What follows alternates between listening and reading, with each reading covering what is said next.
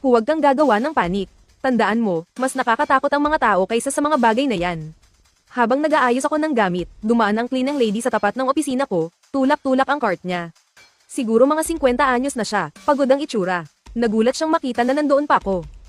Bakit ang gabing-gabi na hindi ka pa umuwi? May hinahabol lang na project. Katatapos lang. Sinubukan kong gawing normal ang boses ko. Kayong mga bata, mag-ingat din kayo sa katawan nyo, ha? Umiling lang siya at nagpatuloy sa pagtulak ng cart. Nilock ko ang opisina. Naglakad ako papunta sa elevator. Ang haba ng hallway, parehong madilim ang mga opisina sa magkabilang gilid. Ang distansyang dati normal lang sa akin, ngayong gabi, parang wala ng katapusan. Rinig na rinig ko ang alingaw ng mga yapak ko. Naririnig ko ang pag-ugong ng dugo sa mga tainga ko. Ramdam ko ang panlalamig ng likod ko. Habang pababa ang elevator, pinanood ko ang pagpalit ng mga numero. 16, 22, 21. Bawat palapag na binababa, pakiramdam ko isang hakbang papalapit sa bangin. Pero ang nakapagtataka, bukod sa takot, mayroon ding pakiramdam ng kaluwagan. Naitapon na ang dice, bangin man o arka, at least, ako ang pumili. Paglabas ko ng building, sumalubong sa mukha ko ang malamig na hangin ng madaling araw. May ilang taxi pa sa kalsada. Bukas pa ang ilaw sa convenience store. Ang normal ng lahat, sobrang normal, na parang may iyak ka. Kinuha ko ang cellphone ko at nagsimulang mag-search. Saan makakabili ng blast-proof doors? Saan may malakihang supply ng emergency goods? Saan may generator? 72 oras. Kung ito na ang huling 72 oras ng kalayaan ko, ay lalaan ko ang lahat ng yun sa paggawa ng isang doomsday fortress.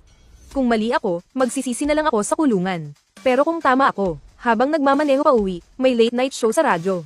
Nagkukwento ang host ng mga urban legend.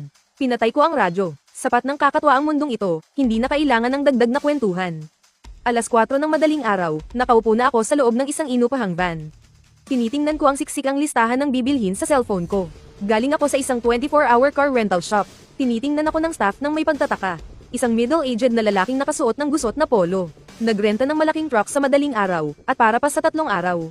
Kahit sa ang anggulo tingnan, kainahinala. Inabutan ko siya ng 2,000 cash bilang tip. Pagkatapos noon, wala na siyang tinanong. Tahimik ang syudad sa mga oras na ito.